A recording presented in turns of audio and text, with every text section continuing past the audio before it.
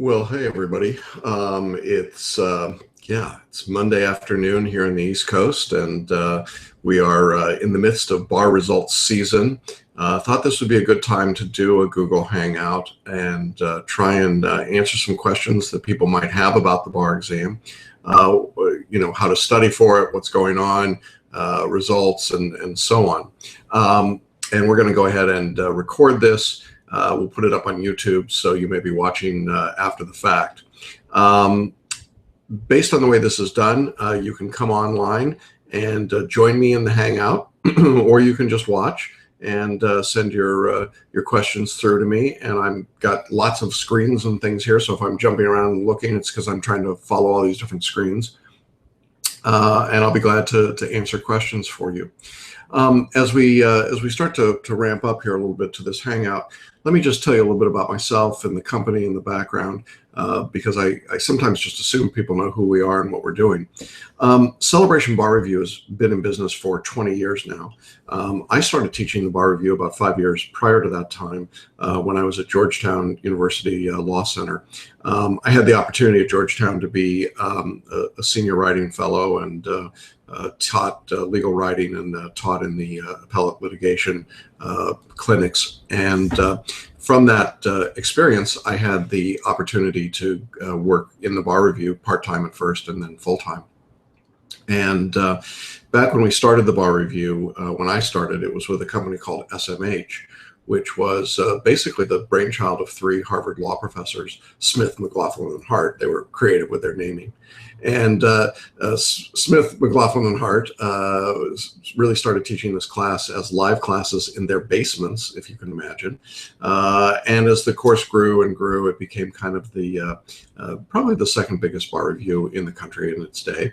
And so I joined them really from starting as a campus rep all the way up into part-time lecturing, and then full-time, and then running a section of the country for them, and then leading about a third of the country in their bar review, and actually lecturing, teaching, and running the courses. And then Professor McLaughlin was the last of the three professors surviving, and he decided to step away from bar review at that time. And we acquired rights to the materials and started our own company. But as we were doing it as a live business over the years, we found that was really difficult to do, and the technology was changing, and there were some opportunities to do different things. And so along with my wife, Sarah, we came up with this really crazy idea of doing it as a home study course. And while that would seem pretty, weird in the sense of today, nobody would think anything about it, but back then, definitely it was a new era. And so we did it with videotape lectures and photocopy books and sending things out in massive boxes, and it was just crazy stuff. Over the years, as the technology improved and got more sophisticated, I think we kept up and actually stayed ahead a little bit. We were the first company to do our course on an Apple iPod, literally the first generation iPod. We were there, and we were the first on an Apple iPad. We were the first company to have an app. Now we've actually gone beyond that, and we put our courses on iPads, and we even make them available in a downloadable format called an Aybar 2.0, which is something new and pretty exciting for us. The course is entirely online today in terms of the ability to stream lectures and books and questions. But what makes the course different, I think, is the ability to work one-on-one with me as a mentor, as a teacher. I love teaching. I love teaching the bar. It's all I do. And it's I think the distinction between a big box bar review is what I call them. And a course like ours is just the level of attention that you get. And so you can schedule appointments and conference about your work, your studies, your writing, getting more than just grades and that kind of sort of numeric feedback, but also getting real teaching about how to improve your work and how to make it work better for you. So over the years, when we first started Celebration Bar Review, we were available for the Multistate and for Florida and California and New York. And over the years, we added Texas and Georgia and New Jersey.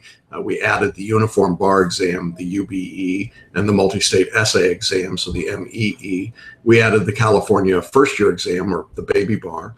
And today, between the multi-state and the UBE and the other jurisdictions that we prepare for, we're in about 37, 38 states. So it's a lot of material.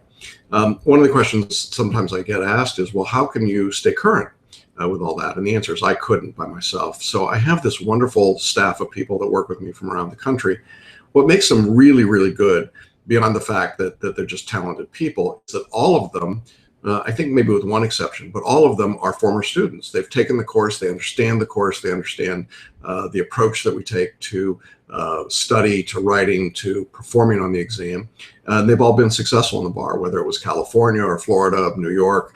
One of our editors has passed the bar with us in, I think, 5 or 6 different states now, some crazy number. And so it's a really great group of people, and they do the updates and the writing and the reviews. They really put together the information, and I get to have the fun part, which is to talk and work with students and do things like this. So it's really kind of cool to have that opportunity to interact with students, but to have the backup of a really superior staff of editors and writers and people that are checking on the law, checking to see what's going on in the exam and staying current. One of the things that I get asked a lot about, and I think it's a good place to start today. And if you've got questions, by all means, shoot me an email or come online to the Hangout itself, and you can ask me directly. But one of the things that get asked a lot of questions about is where are the trends? What's going on in the bar? What's going to change? I've written and talked and videoed about this before, but let me just say that I think that there's a fair amount of anxiety about the bar exam. That some of it's well placed, some of it's probably overwrought. I think that as the admissions to law school have dropped, there's been some discussion that the quality of bar takers has dropped. And as I've written and said elsewhere, I don't think that's true. In my experience, the people I'm working with are no less talented or able than they were 5 years ago or 10 years ago or 20 years ago. I do think what's happened, however, is that scoring has gotten more difficult. I think that the bar examiners and the bar associations of various states have become more protective. And I think they've hired a much lower quality of bar grader and bar reader, giving them less latitude in terms of scoring, less latitude to use their common sense. And the result is that you tend to get this fairly narrow range of results. In most jurisdictions today, what we're discovering is that if you don't reach a minimum passing threshold on your multi-state bar exam, the chances of your essays and your performance tests, if that's part of the exam, the chances of those being read and graded really fairly or accurately or given a full reading go down dramatically. In other words, take an example in Florida, you have to have 136 passing score, scaled score in the multi-state. If you don't get that number, what I see is that your essay scores for essays that I would read and grade comparably, having read lots and lots of them over the years, they tend to get lower scores if your multi-state score was lower. In other words, as though the bar examiners were saying, look, your chances of passing the overall bar go down dramatically as your multi-state score goes down. We're not going to spend the time and the energy on your essays if we think there's a lower probability of you passing the bar. It's less of a problem in a state like Florida, but it's a huge problem in California, where we see a very consistent pattern of if you're getting something under the 144 or 1440 on the multi-state, your essays are probably going to be graded at 50s or 55s, even if you're doing better quality work than that. So one of the first things you've got to do is make sure your multi-state score is solidly in the passing range. And so that kind of leads me into one of the questions that I've gotten from folks, which is, how do you study for the multi-state? I mean, what's the best approach to multi-state study? Now, I can certainly tell you that one of the approaches that we get a fair amount of questions about is, should you memorize? Should you create mnemonics and flashcards and all sorts of other tricks and tips on the multi-state? And I would say in general, the answer to that is no. The multi-state is not really susceptible, I think, to memorization and to working through in great detail. I think by and large, what the multi-state tests is your ability to apply the law in a given fact pattern, the principles of law that control that question. And so if you're really geared up to the idea of you're going to memorize the outlines, you're going to memorize the elements, you're going to memorize the law, you're probably going to have some difficulty on the test. So what's our approach? Well, what we do instead is we have you do a very fast reading, and I'll talk about this later in today's Hangout, but we would suggest you photo read or skim. Then we'll activate the material with a lecture for you on that material. Then we'll have you do practice questions, multiple choice for the MBE, essays if it also happens to be an essay topic. Then just like a stair step that goes up and comes over and goes up and little lip back and up and up and up, we're going to use something called stepped repetition, which means you'll come back to that subject multiple times during the course with a little overlap each time, spaced out over time to help you learn the material rather than to try and cram it. The net impact of that is that people tend to learn the principles much more effectively than they could memorize all the rules or the elements, and they do well when they approach it that way. So I think that if I were talking to somebody today and saying, what should you do to make sure you give yourself the best chance on the exam, I would make sure you get your multi-state studies down sufficiently, really working on and getting the core of that material underway. And that will come not by trying to study in a cramming or a crazy time for 6 weeks. It's much more likely to happen by working progressively over a period of 3 or 4 months, that period that we're right now before the July exam is optimum. When you do that, then whatever you do on your essays or your state material tends to get a better read. You get a higher score, and the performance tests and the essays where it's subjective grading. And that is typically the key to being successful on the overall exam. It is very rare that I see someone in California, for example, or in New York, who has a below passing multi-state score but passes the overall exam. We see some of that in Florida because the compensatory model is a little more transparent. But in some of these bigger states, and I would include Texas in that group, so Texas, California, and New York, it is really tough to pass the overall exam if you're not passing the multi-state as well. So just some things to think about. I see people coming online and watching, and I just want to repeat to you that you either can come on and join me on the Hangout and ask your question directly, or you're welcome to email me either from this site or by emailing Jackson at celebrationbarreview.com with the questions that you've got. I'll be glad to try and answer them.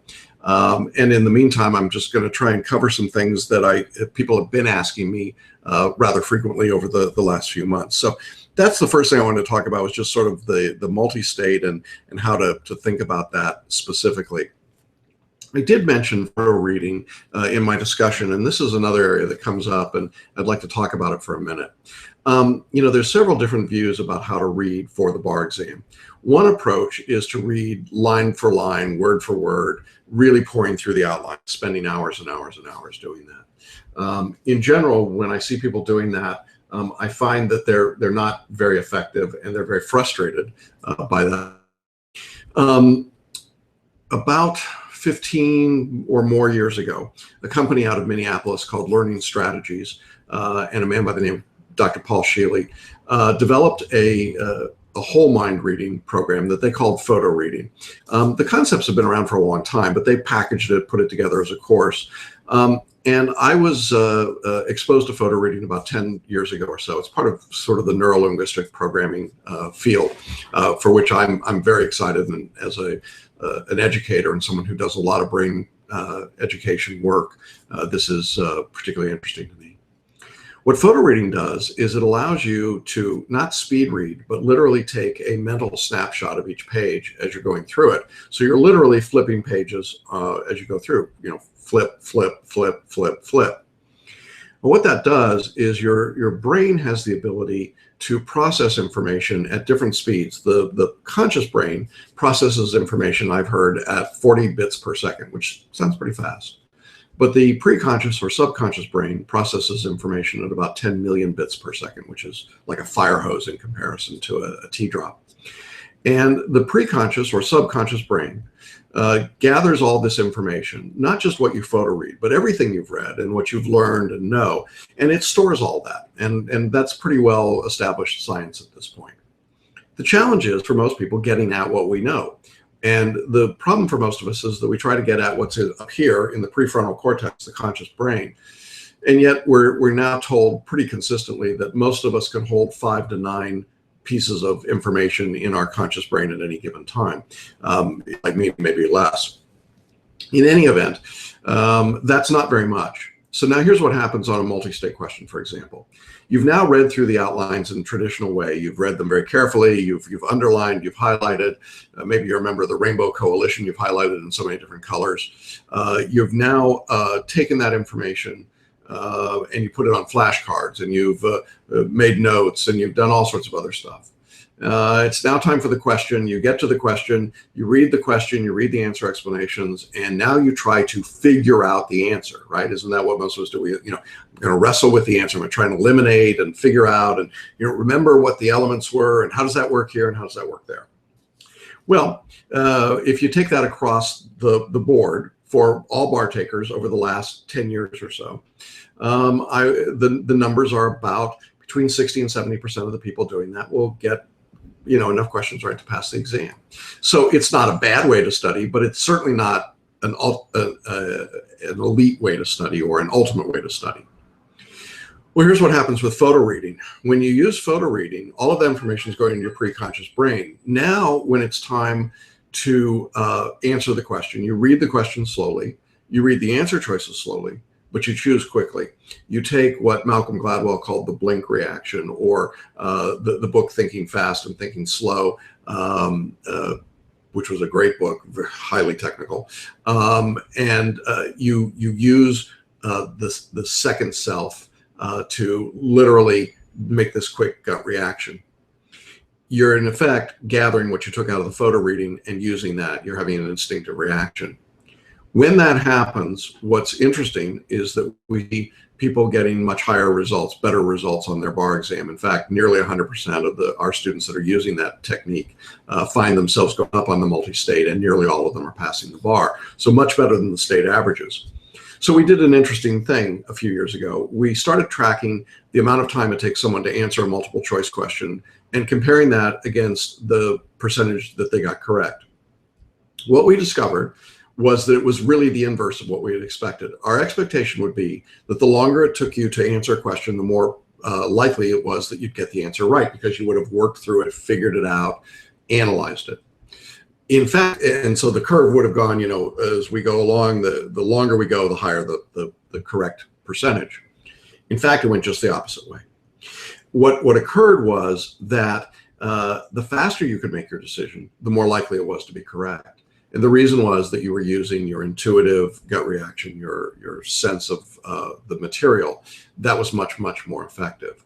Well, that's pretty controversial stuff to do. And if you're one of the, I'm going to follow the big box bar review right over the edge of the cliff, you've already turned off this Hangout or stopped watching the video. But if you're still with me, let me just tell you that what it does is it moves people's scores up by 10, 15, 20, as much as 40 points we've seen on the multi-state just by doing that one thing alone.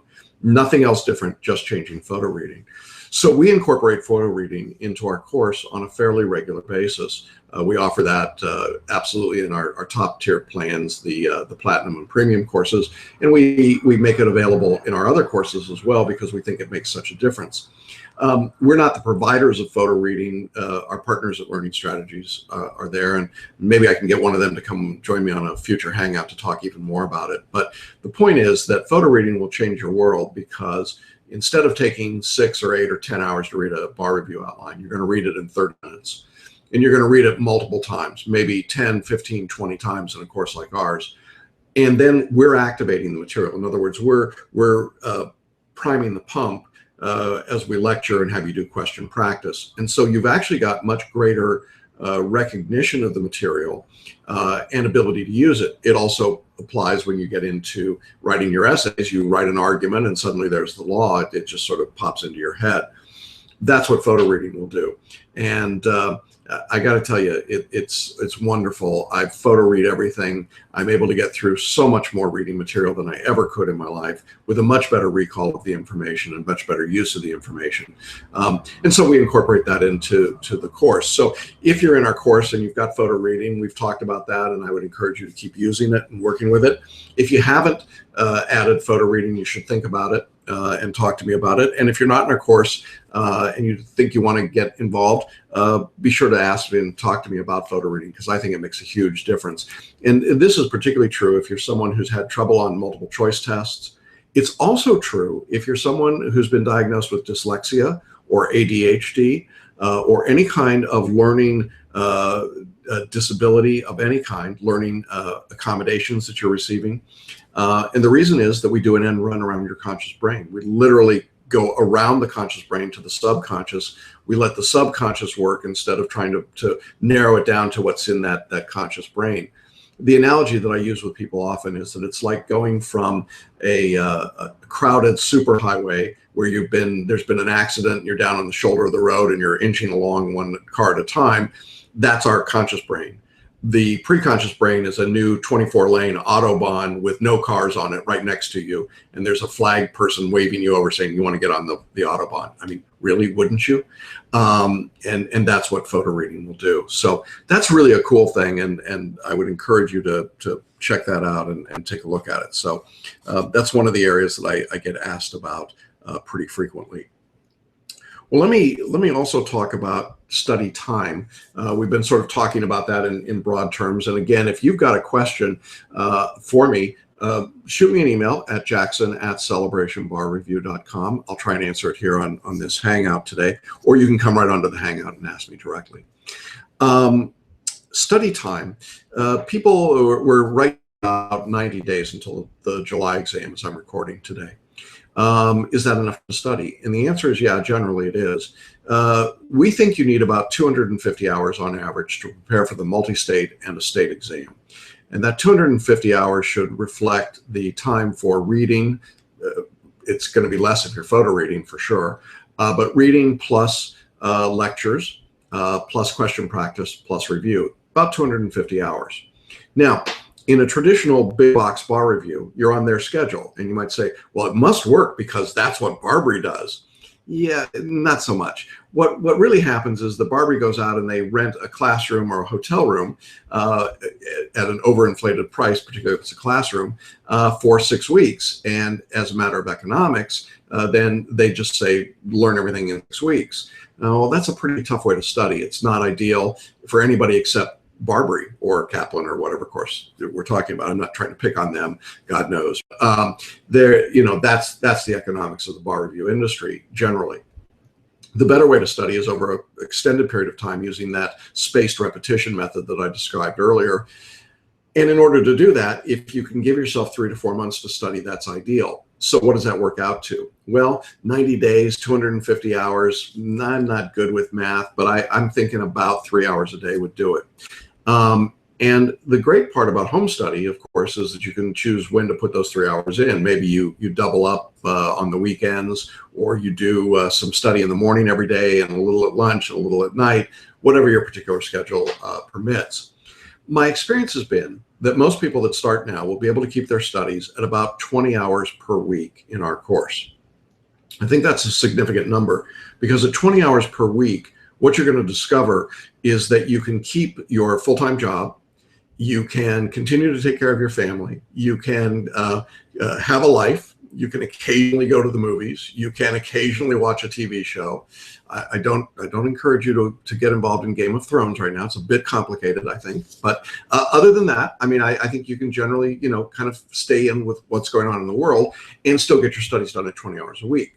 Now, the problem is if you wait until the 6 or 7 weeks that a traditional course would do, now you're looking at 10, 12, 14 hours a day.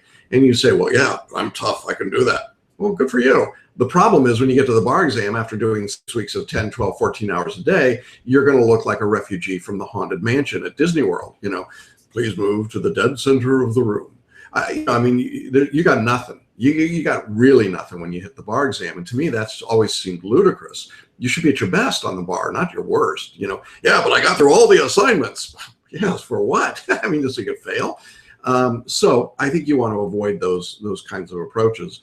And 250 hours, 20 hours a week should work pretty well for you if you're studying consistently. Now, what if you're a foreign trained attorney, someone that, for example, English is not your first language? Can you still study in 250 hours? This is a tougher question. I think in this situation, you probably need more time, about 40 or 50 hours more typically.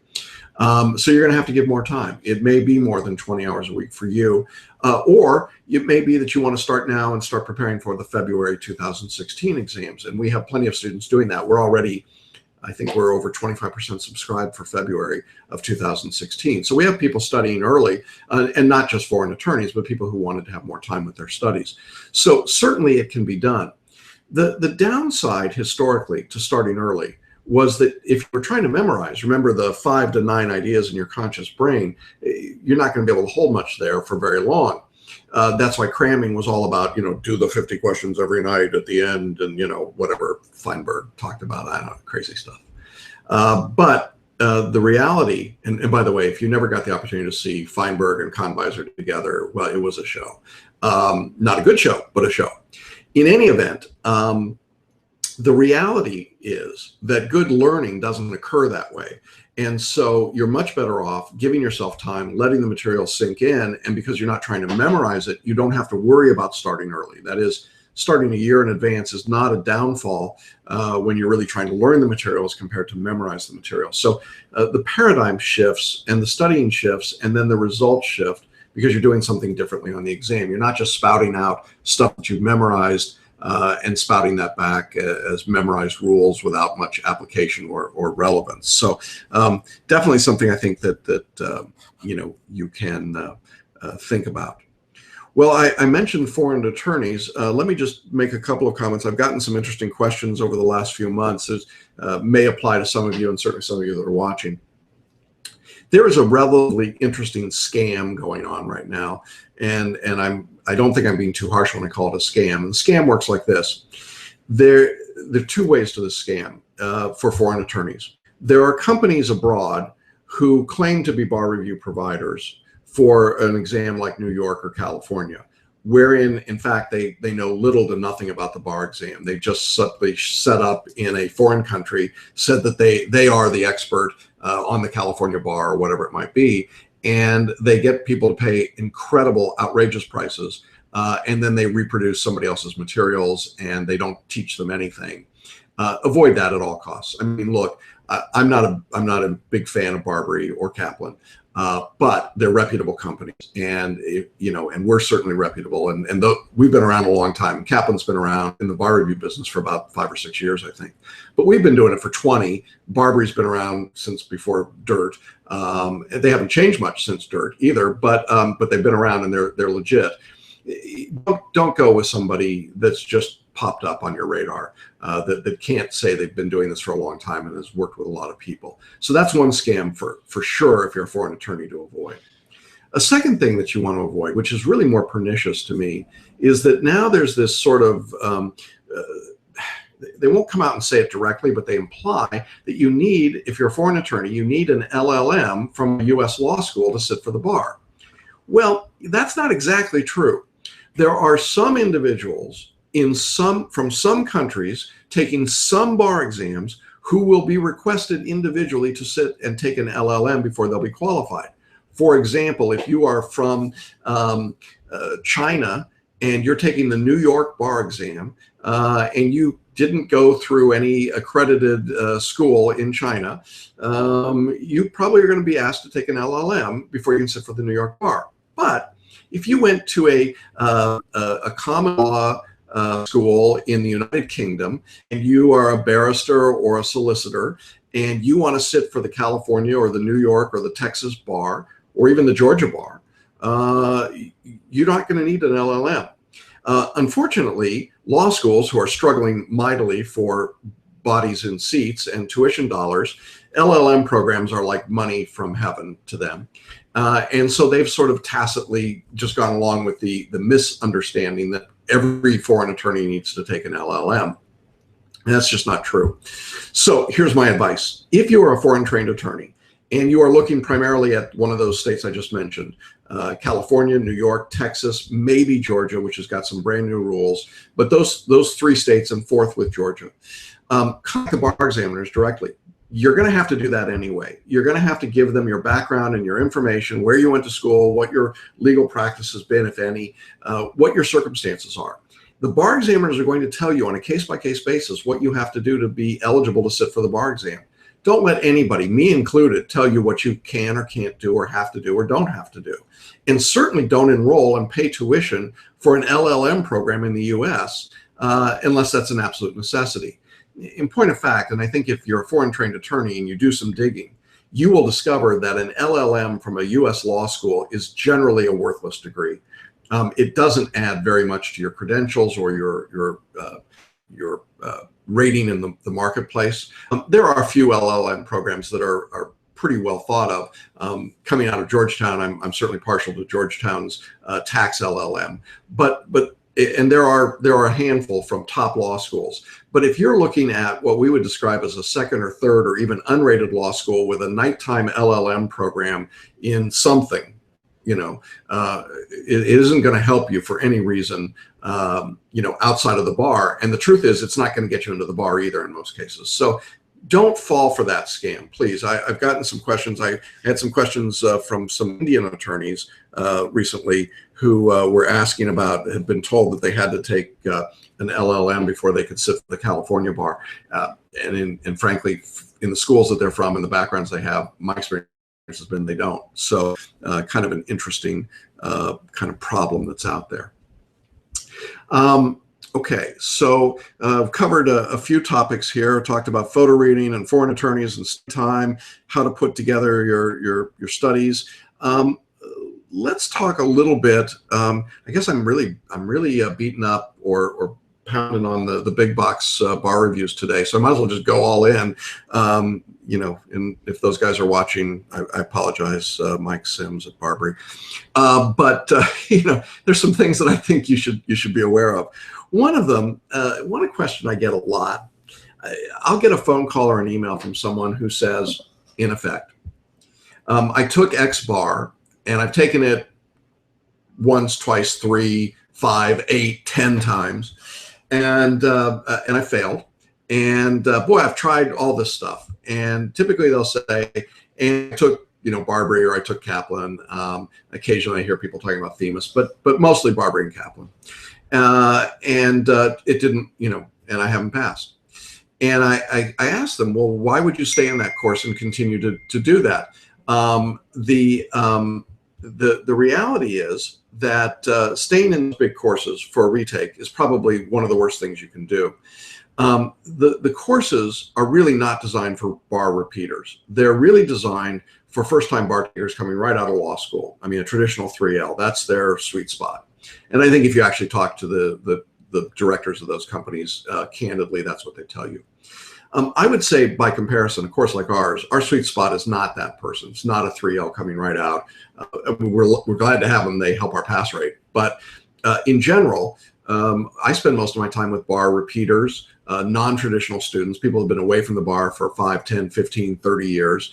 We just had a man in his late 70s who passed the Florida bar in this last exam. That was really cool. Love that.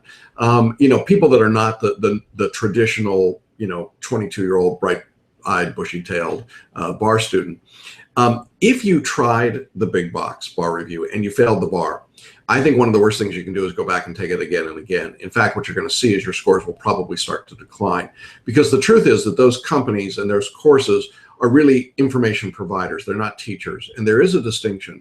We're all going to provide you with information. We're all going to tell you about the rule against perpetuities. We're all going to describe res judicata and collateral estoppel. We're all going to talk about, the First Amendment and whatever else might be out there, tort liability and negligence and formation of contract and so on. That doesn't really change much from course to course. What changes is teaching you how to apply what you know to write properly, which I think generally requires really hands-on work and can't be done by a bar grader. And by the way, this is appalling to me, but if you actually go on and do some searching, you will see a number of bar review courses that are hiring people to grade essays. And the criteria for people to grade essays for students in their course does not require that they have passed the bar, does not require any teaching ability, does not require anything except they went to law school. Now, I'm not saying that just going to law school means you're not qualified to do that, but really? Is that who you want really grading your essays and giving you some feedback based on an algorithm from a company? And to me, that's kind of silly. So I guess my point here is that if you have tried those courses and you have not been successful, I would cut your ties to them, whether you take our course or somebody else's. But you really need to cut your ties to that course, because it's not typically designed to get you over the hump. It's going to give you its best result on the first, maybe the second try if there's some reason that you have a problem with the first time. But generally, after 2 tries with those guys, their pass rate just becomes abysmal. And frankly, their pass rate's abysmal to start with in some big jurisdictions. I mean, when we're talking California and New York, you're talking 30, 40, 50% pass rate in those big courses. That's not really a great endorsement for why you would want to be in them. And if you fail, your pass rate goes way down. I mean, we're talking in California, 14% on the last exam for repeat bar takers. So clearly not a group, where you want to just be sliding along with everybody else. So yeah, that's pretty depressing. Kind of sorry now that I brought that up, but so that's one of the things I wanted to talk about. Let me give you 1 or 2 more things, then we'll wrap up for today. And I hope this has been useful for you.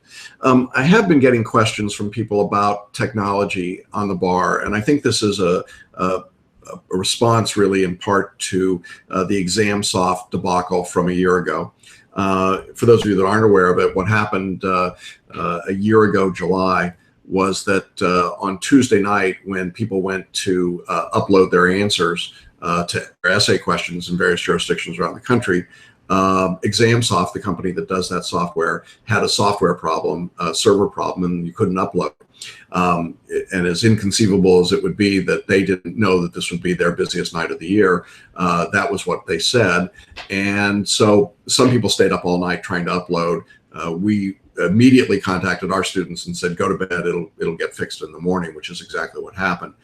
But in any event, there was a lot of crisis and a lot of chaos, and I think it probably had an impact on bar scores generally, because some people stayed up all night before the multi-state, which clearly wasn't good. In any event, I've noticed since that point, now in last February's exam and as we head into July, I've noticed some reticence on the part of people who might have typewritten before to now say, gee, I'm worried about the technology. Let me tell you why you don't want to handwrite your essays. Let me put it that way. First of all, the bar graders are now reading probably 85, 90% of the essays as typewritten. That means when they see something that's handwritten, they're just not used to reading it. It's not like 10 years ago where everything was handwritten. And you get used to it after a while, but they're not used to it. Secondly, the bar graders in most jurisdictions, particularly the big ones like California, New York, and Florida, frankly, aren't very sophisticated readers. They're not getting paid very much. It's about $3.10 on average per essay question they get paid. And a handwritten essay takes a long time to read and frankly isn't worth the energy that I think most of them have to expend.